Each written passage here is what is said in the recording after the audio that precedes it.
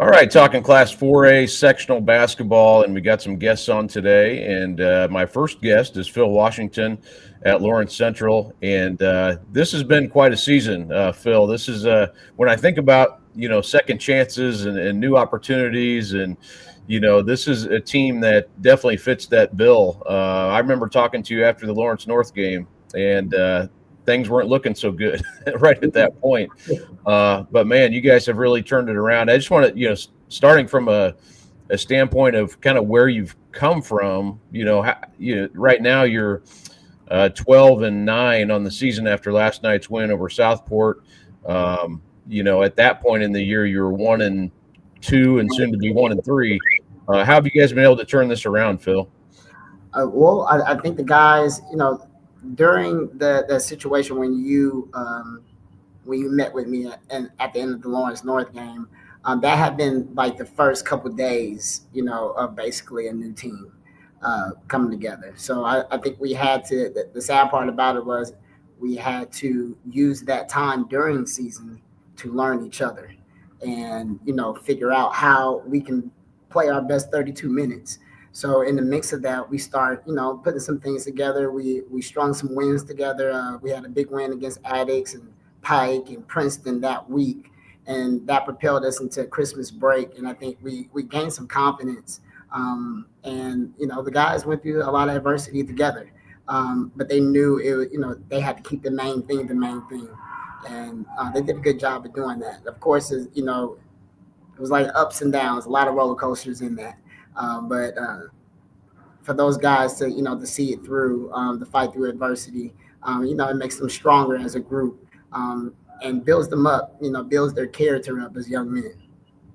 And talk about your guy. I mean, you've got basically three guys who do a lot of your, I would say, your offensive scoring and production. Deron Harris, a junior guard, and then Albert Gooden the third, another junior, and then Zy Davis, who I know people know him as a football player, and he's a really good one. He's going to Wisconsin to do that, play that sport next year. But those, I think you probably looked at those three. But how have those, just kind of speak on those guys a little bit, if you would, and what they've Yeah, meant. Deron Harris is a junior, and Albert, both being juniors, both being they've been here. They've been through LC from Belzer all the way up to Lawrence Central. So those guys have been around. They know the system, and along with Zy Davis was injured last year, and we didn't have him.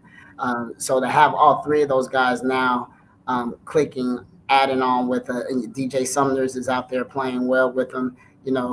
Brad Mason is out there playing well with them. Those guys have a type of synergy that helps them play, and start to really make plays for each other when it's not really there, but it's there. And I think that's a great feeling with them. And those guys are starting to take the challenge of scoring points for us. They have to. We know that we have to score in order to compete with the schedule that we have. And those guys have taken that challenge on, and it's great to see them evolve into dynamic players and playmakers. And looking at your, I mean, we can get to your sectional in a minute, but your last part of the season, you did lose to Anderson. I've seen Anderson a few times; they're a very good team. Mhm. You lost to North Central, the Marion County champions, but since the end of and I did see you against Southport at the Marion County tournament. I know that was a heartbreaker for you guys, and you avenged that loss last night. But since that point, you've beaten Warren. You beat Greenfield-Central, which was ranked number 2 at the time. You beat Ben Davis. Obviously, we know what Don Carlisle's team is all about. And then you beat Southport last night. So a really good run of wins. What does that do for you guys going into what is always a very tough sectional and sectional 10? Yeah, it gives them confidence, and they believe. They believe that they can play with anybody in the state and beat them. And I think that's what makes us dangerous now. I mean, you look at our record doesn't show what we are. But now everybody's record is 0-0. And that's the beautiful thing about tournament play. But the best part about it for us is that we get to host it, and it's at home. Um, you hate to have the two township schools play each other right off the bat.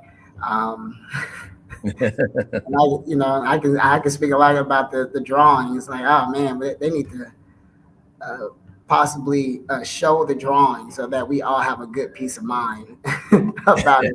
Because our hearts are always hurt when the two township teams play each other right off the bat.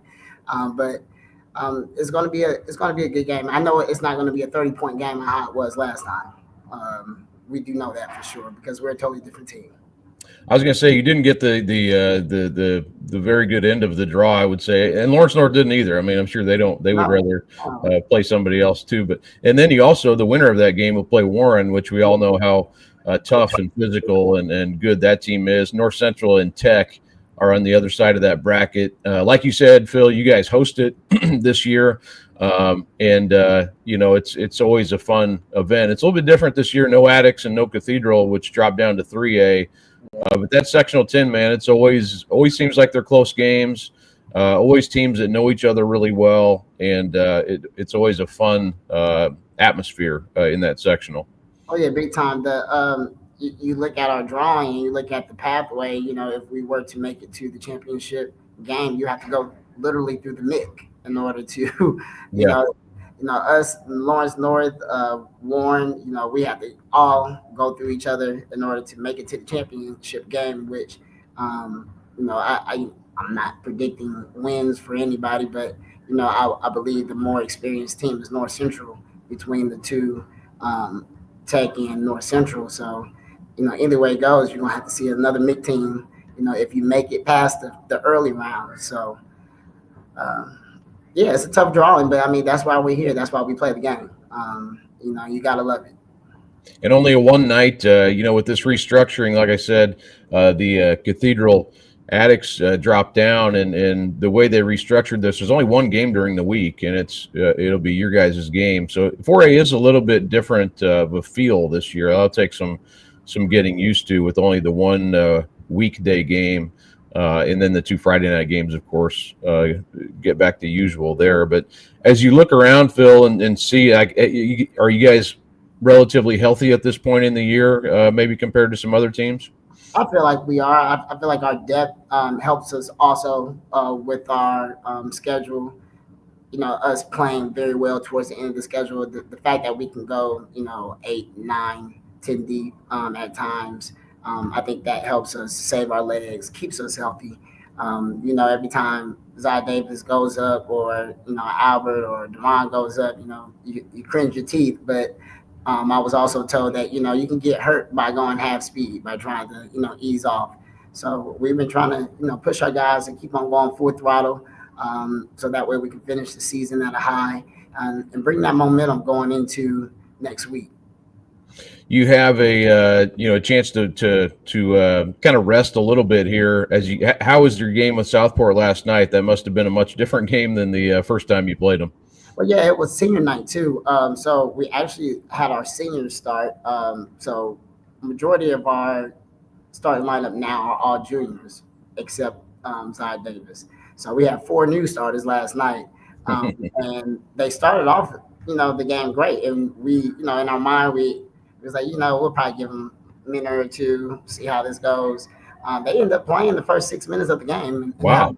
had a lead. So it was great to see that. It was great for them. If we win the game, we give a dog of the game chain to the player, and one of the seniors got it. Ant so well, he got it. By the way, he started off, and he hustles and everywhere, but he was in tears. It meant a lot to last night. So it meant a lot to that group, that they had to put their picture in the chest. So they left their footprint. I think that's a great thing for them. That's a perfect senior night for a coach. Then you let those guys play; they do well, and then you get to honor them after the game. So that couldn't have gone any better for you guys. Phil, I think it's been has it been 10 years since the Addicts, the year that I followed you guys around? Is it 9 or 10 years? I can't remember. It's been 14, 15. Was it 14, 15? Yeah, Yeah, it was. It will be 10 years. Yeah, that is hard to believe. Yeah, yeah, but things come around full circle. Yeah. I'm happy that I was able to myself weather the storm and to get back into a position where I could lead and um, be able to give guys memories like this. So I guess God puts people in certain positions for a reason. Because I know I've been through some hard times. So this season was a hard road. But the fact that we get to see the sunlight a little bit, be recognized by IBCA for Team of the Week, and King of the County, get to hold a piece of the MIC championship. That's great accomplishment from what you saw at that Lawrence North night. It's just a great turnaround for us. I was gonna say, is this looking at your journey to get here? It's kind of a team that you probably have to feel like this is my kind of team in that way. Where Yes, you, exactly.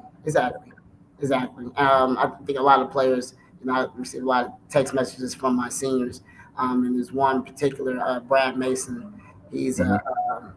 he's a very passionate. I'm a passionate type of coach, and he's a very passionate kid. And he had some times where he felt like some people were giving up on him, and the fact that we gave him the opportunity here. He said, I owe you my life. X, Y, and Z. You get text messages like that.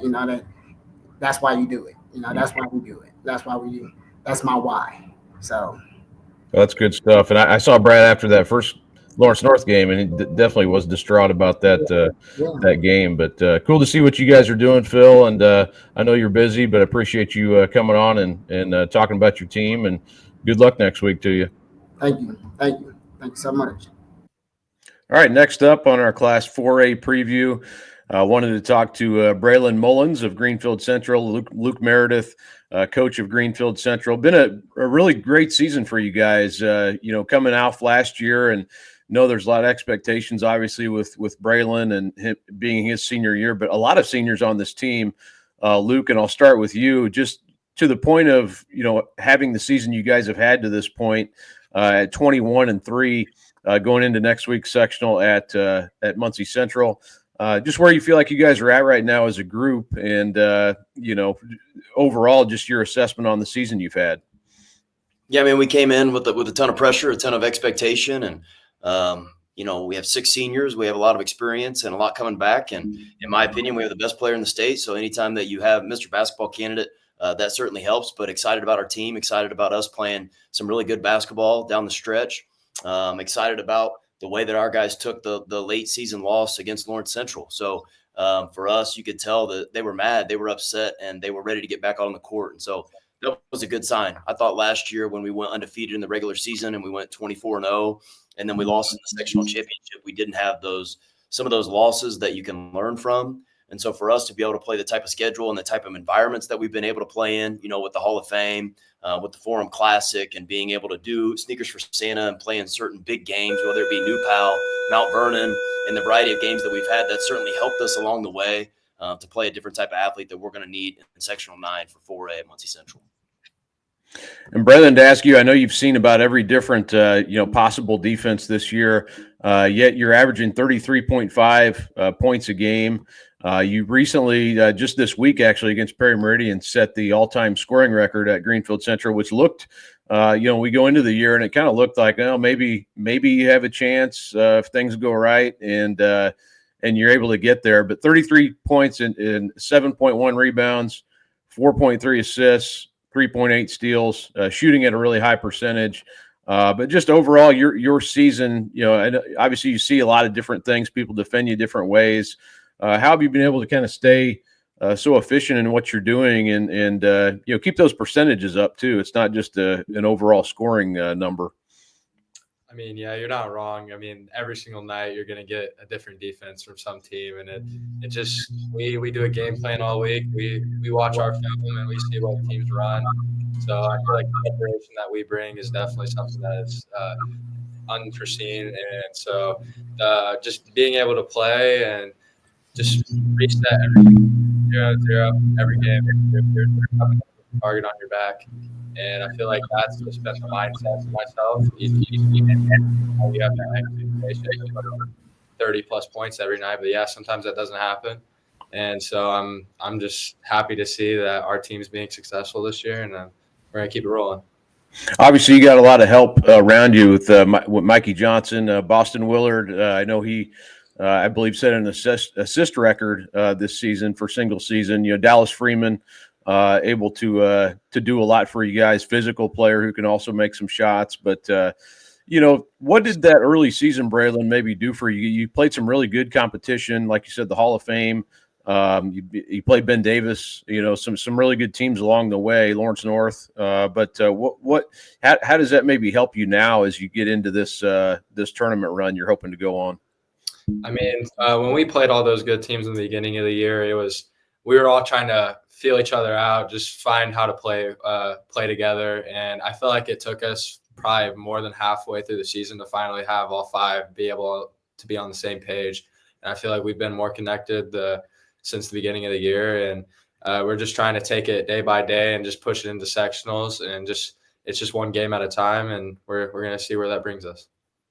Luke, I had a chance to see Mount Vernon recently. I saw Anderson play recently against Noblesville. Mount Vernon actually was this week against Westfield, a really good game, but really good competition, especially those two in this sectional. Just from an overall viewpoint of the competition, I know you're looking ahead to your opponent next Tuesday in Pendleton Heights, but just from the overall viewpoint of this sectional, what do you think about just the depth of it and the competition you'll see?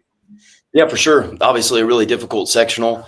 For us, we're all in on Pendleton Heights. I talked to him yesterday about how Coach Buck had been there for 20 years. His name's on the court. They'll be ready to play. They're going to be a tough out, so you have them first. And then whoever wins is going to have the bye team, Muncie Central, waiting for you, the hometown team that's going to play on their home court in a packed house. And then if you find a way, you're going to, potentially play an Anderson or a Mount Vernon, which are top 10, 15 teams, or maybe a Richmond. So certainly no easy route in sectional 9 that we drew and have played Anderson the last 3 years. So we're well aware of how difficult that is at the 4A level. And in my opinion, once again, even without New Pal, it's still one of the toughest sectionals in the state of Indiana. There is too, Luke, there is a lot of pressure, I would say, because Greenfield-Central hadn't won a sectional since 1998. That's something I know that you haven't shied away from talking about with me or with your team or whoever. But is that a good pressure to have, do you think? I mean, it's definitely time, I would say, with the group you have here. But how do you kind of approach that, goal out there for you guys? Yeah, we talk a lot about that pressure, but pressure is a privilege. I mean, that means that we put ourselves in position to be that target. And that's what we prayed for. That's what we wanted. We wanted another opportunity like we had last year in the sectional championship at our place. And so that still rings true. I mean, that's what drove us all off season. That's what's driving us now to get another opportunity to be able to get on top of that ladder and cut down the nets. 27 years with this group and these guys and this community and this school. I wouldn't want it any other way, and I can't wait until next Tuesday to get it started, and I can't wait to have another last ride with this group. And Braylon, I know last year, playing in that sectional championship game, you couldn't quite. You got out there, but obviously you couldn't finish, and that injury, the back wasn't able to allow you to even be close to 100%. But thinking back to that, I'm sure that was difficult. But opportunity this week, where I'm sure you've been looking forward to this for a year now. So what's kind of your mentality going into next week? It's just kind of set things straight. I mean, yeah, you can't do a whole lot when you have an injury, and I'm blessed to be able to play a whole healthy season. So it's just that expectation again, just coming in. I'm gonna be at my full 100%, and I'm hoping teams will know that, and we're gonna be together on this one. This year's been special, and we want to make it more special. And I feel like this year has been the most connected we've been in my whole 4 years. So we're all locked in. And Luke, just to ask you about Braylon's season. I think we watch him play or see him play in these games, and you're kind of like, man, you don't get this opportunity to see a player like this a lot. And we have great players all over the state, but obviously what he's done is really special this season. Have you been able as a coach to sit back and enjoy it much, or will that come later, do you think?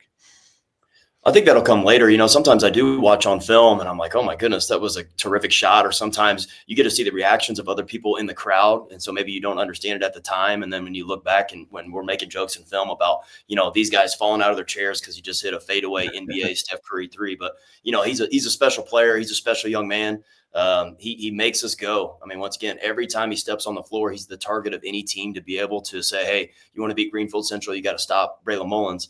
And yet he's still averaging 33 points a game. And he's had, almost 800 points in the season. And so you talked about shooting at a high clip, making the right reads, making the right passes, being able to rebound and being asked to do so much defensively too. There's a reason why, Dan Hurley and Hubert Davis and Coach Woodson and everybody was clamoring for him, because he's a special young man.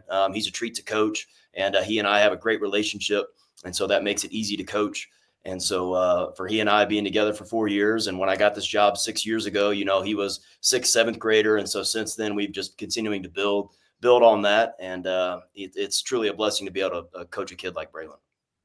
I know obviously you've got some games ahead of you, Braylon, but what are you kind of looking forward to these next few weeks? And, you obviously have a busy, off season as well with the Indian All-Stars and all that, and then getting off to UConn, I'm sure in a few months here, not too much longer, but what are you looking forward to? I mean, this kind of becomes for seniors. This is kind of anytime you step on the floor now, it could be the last time as a high school player. Yeah. It's just coming in every game. What you said, knowing it could be your last time. So I'm trying to take it in as much as I can. I mean, senior night, full of emotions for our team. But yeah, we're all not wanting to end our season short, and I want to keep it as long as possible. But yeah, it's also with that busy spring schedule with McDonald's game, the All-Star stuff in the beginning of June. But yeah, it's all coming by fast, and I'm not now realizing it until now. But yeah, I'm really excited for all of it. Yeah, I should have mentioned that McDonald's game as well. That's in Brooklyn this year, correct? It is, yes. Awesome. And then Luke, just kind of lastly, it's you mentioned at the start, it's kind of one of the most fun time. Sectional week to me is like the most fun week of the season. I know for you guys, maybe, you're a little nervous, or, you're focused on your task at hand, but what do you expect out of your team next week? A lot of seniors on this team. Do you feel like you guys are kind of clicking at the right time right now? I do. I think so. Like I said, I think coming off that loss that we had, the late loss with Lawrence Central on February 14th, winning our last 3 games. But for us, like, the mentality clicked. We played Wednesday night, and then we had a practice yesterday, Thursday. And just the mentality was a little bit different. Like, it was real, like, this is sectional week. And so I do think that the experiences that we had last year, playing on Tuesday, Friday, Saturday, going through it at home, in the crowds, in the buildup, in the hype, that was good for our kids to be able to experience that. And so now they're all talking about how they can't wait and how we're excited, locked in, watching a lot of film on Pendleton Heights. We're going to take it one game at a time. But for our guys, we are certainly locked in, and I can't wait. And I wouldn't want to do it with any other group. Well, once again, Greenfield-Central, 21-3, ranked number 2 in the state, going into the Muncie Central sectional next week against Pendleton Heights. That's sectional 9 up at Muncie. That should be a great atmosphere as well. You got Mount Vernon, Anderson. All these teams know each other really well. So, hey, good luck, guys. Appreciate you, Luke and Braylon, for coming on and joining me here. No, thank you. Thank you, Kyle. Well, thanks to Phil Washington and Braylon Mullins, Luke Meredith for joining me on here. Wanted to go through the sectional fields a little bit here in Class 4A, also give my predictions. Kind of the biggest storyline, obviously, is Fishers. Can anybody beat Fishers? At this point in the year, I mean, nobody has done it, and they take a 37-game winning streak into the sectional next week at Fishers, sectional 8 at Carmel. Fishers does. So, I mean, at this point, you look back to last year, they were definitely the team to beat last year. They were, I went back and looked what I wrote last year at this time, and had them as the team to beat. They're ranked number 1, only had 1 loss, but you still didn't know all the sort of all the first that they hadn't accomplished. They hadn't won a sectional even at that point yet. So to do what they've done this year with the group that they have, they're you look at their shooting percentage, 46% from the 3-point line. You have basically 6 guys who can all lead you in scoring on a given night. So far this year, Jason Gardner Jr., about 15.6 a game. Justin Kirby, 13.2. Cooper Zachary, 11.1. Millen McCartney, 10.2. John Anthony Hall, 9 a game. Nathan Baker, 8.7. So you got all 6 of those guys who can score for you. Certainly Gardner has taken his game to another level this year. Kirby has too. He was not, probably averaged roughly half of what he did, what he averaged last year compared to this year. And then they really all have. Zachary, 5.5 assists per game. Millen McCartney, on most teams, he would be the no doubt go-to guy. John Anthony Hall, I mean, I'm writing something more about him in the next couple of days, but just a guy who will do anything to win. He's a winning player, has won a state championship in basketball and in track, led his football team to a sectional, in a really good season as a senior. So he's going to Stanford to play football, but man, he's an Indian all-star, in my opinion, for sure. But yeah, so you look at, definitely that's a storyline. Greenfield-Central, as we talked about with those guys, their goal is to win this first sectional since 1998. And they've got the team to do it. A very tough sectional, though, at Muncie Central. Jeffersonville, another storyline, what they have, with Trey Singleton, Michael Cooper, PJ Douglas, is pretty rare as seniors to have those 3 guys together. All Division I players, Singleton going to Northwestern, the other 2 going to Wright State to play together. So, that's a team that, was 1 point away from a state championship appearance last year. And can they get through? You don't start the season, 1 point away again. You got to go back and go through it all. And they're going to have to beat probably a pretty good New Albany team in that sectional, you would assume, at Seymour Sectional 15, which all those teams know each other really well, like a lot of these sectionals. But with the healthy Singleton, I really like their chances to get through there and then and move on. But some of the local, sectional 8 at Carmel obviously will be really good. Carmel and Noblesville, Westfield and Fishers that first night, and then you have HSC and Noblesville awaiting the winners there on Friday night in the semifinal round. Westfield definitely a team that I saw earlier this week. Durante Morton really put on a show in the fourth quarter, but they're also a very balanced team, kind of like Fishers in that way, with Morton 12.6, Will Harvey 9, Malone 8.4, Hafner 12.1. He can really shoot it, and Brock Dedamore made some huge plays in that Mount Vernon game. He averages about 8 points a game. Not a very big team necessarily, but not a super small team either. But they don't have. They do have Vandergrift, the big 6'9" sophomore. He's kind of working his way into more bigger minutes, but the starting lineup not huge. Noblesville to me is kind of that sleeper team that in most sectionals would not be a sleeper, but if there's a team out there that kind of has the pedigree and the talent also to challenge along with Westfield, I think it's Noblesville. I really like their 2 juniors, Justin Curry, Baron Walker. And then, they're maybe not as deep as they were last year. I don't think they are.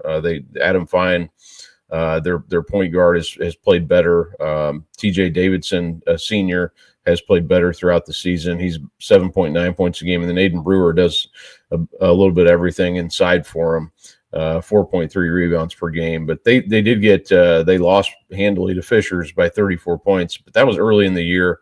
I think that game would be closer this time around. You can never count out Carmel, but without Alex Kudo, going to be tough. Liam Mann and Evan Harrell, though, give you a lot of size in there and, the ability to score inside. They'll definitely try to slow it down and play more of a methodical style, certainly to try to win that opening game. At Muncie Central, the big matchup will probably be on Friday, where you have Anderson and Mount Vernon. Leading into that Saturday game, most likely where Greenfield-Central will be awaiting the winner on Saturday at Muncie Fieldhouse. And whoever that matchup would be, if it is Anderson Greenfield or Mount Vernon Greenfield, that will be a fantastic atmosphere and game, certainly up at Muncie Central. I did pick Greenfield-Central to win that, but after watching Mount Vernon earlier this week, a game they probably should have won against Westfield. Very impressed with that team as well. Luke Ertl playing really well right now, and they got their bigs are back and healthy. Earlier in the year when I saw them, Tyler Davis was out, and Max Weiss, their sophomore, went out in that game. I think he had a concussion symptoms and then missed another game, I believe, too. But, so that'll be key for them. Sectional 10 at Lawrence Central is really loaded on one side of the bracket, where LC and Lawrence North, as we talked about with Phil Washington, those two teams will play each other in the first night on Tuesday, and then the winner will play Warren. So you got a real those three teams all very good, and then North Central on the other side will play a young Tech team. North Central's kind of that up and down team that they won the Marion County tournament, then they had some injuries. Poppy Rivera actually got hurt in that championship game, so and they're not a big team either. So sometimes those teams that don't have a lot of size can be a little inconsistent that way. But Nigel Jewell, Poppy Rivera, those guys, you would assume they would be not willing to go down without a fight in that sectional there, sectional 10. Sectional 11 at Avon, really good. Brownsburg and Avon play that first night. Avon, I think you'd have to classify them as the favorite here in the whole sectional. But on the other side, you have Pike and Ben Davis. You have Plainfield awaiting the winner of Avon, Brownsburg. All these teams are capable on a given night. Brownsburg only lost Avon by 2 in the Hendricks County tournament, although they did win more handily earlier in the year. And then Pike and Ben Davis, rival teams on the other side. And then Plainfield, of course, gets the bye into the semifinal on the other side. So all those teams, that should be a very balanced. That Friday night at Avon should be really fun. Both those games, no matter who it is, should be good. I picked Avon to win the sectional over Ben Davis. Tough pick, though. I think that's there's some games that could go either way in that one. Sectional 12 at Decatur, similarly balanced. These teams maybe not as strong, but it should be very competitive. Southport, I classified them as a favorite, maybe, but very close there. You have Center Grove, which is young and a little inexperienced, but Franklin Central with EJ Hazlitt, I would not count them out despite their record. Mooresville's had a good season. So you got some teams in there that will that should be very even competitive in that one. Bloomington South, Martinsville's our local team down there. I think Terre Haute North and Bloomington South probably the two teams to watch there. And then sectional 13 or 14 actually, Columbus East.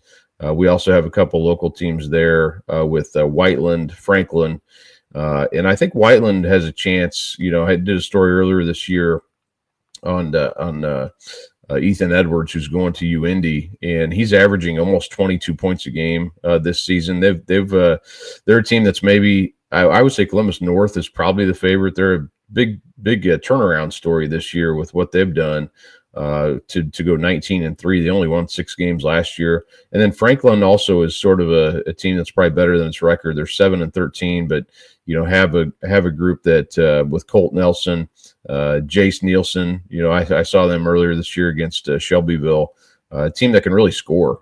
So I think they're a team that against that Columbus North, probably be Columbus North in the semifinal. Whiteland will play East Central in their semifinal game. So then the championship will be Saturday, like all these games are. But so just to go through, I don't want to belabor this, but to go through each sectional predictions here. I've got sectional 1 at Lake Central. I've got Crown Point over Munster. Sectional 2 at Valparaiso. I've got Portage over Valpo. Sectional 3 at Michigan City. I've got South Bend Riley over Penn. Sectional 4 at Elkhart. I've got Northridge over Warsaw. Again, that should be a really good game. Both those teams have had outstanding seasons up there in the north. Sectional 5 at Fort Wayne Carroll. I've got Fort Wayne Snyder over Northside. Sectional 6 at Fort Wayne, I've got Wayne over Homestead. Sectional 7 at Kokomo, I've got Lafayette Jeff over Kokomo. Sectional 8 at Carmel, I've got Fishers over Noblesville. Sectional 9 at Muncie Central, Greenfield-Central over Mount Vernon. At Lawrence Central. Sectional 10, Lawrence North over North Central. Sectional 11 at Avon over BD. Sectional 12 at Decatur, Southport over Mooresville. Sectional 13 at Bloomington South, I've got Terre Haute North over Bloomington South. Sectional 14 at Columbus East, Whiteland over Columbus North. Sectional 15 at Seymour, Jeffersonville over New Albany. And sectional 16 at Evansville Harrison, I've got Wrights over Harrison. So, again, that would lead to into the regional matchups that they draw those also during the sectional. So it's not just a 1-2, all the way down. It's they still do it the same way as they used to. So you got that would lead, if those picks are right, which they won't be completely, I'm sure, but if they are, those regional matchups would be Portage versus Crown Point, South Bend Riley versus Northridge, Fort Wayne versus Fort Wayne Snyder, Fishers versus Lafayette Jeff, Greenfield-Central versus Avon, Southport versus Lawrence North, Jeffersonville versus Evansville Wrights, and Terre Haute North versus Whiteland. So really good class this year. This is a 4A, definitely. It always is, but you got a little bit of a change this year with the the number of teams that are in the class. There's only 81 because of the way they restructured this and kind of cut off some of those smaller 4A teams and put them in 3A under this new classification system. So there are lesser midweek games this year, which is a little different in 4A. But should be, there's a lot of storylines here, a lot of great games to come next week starting on Tuesday.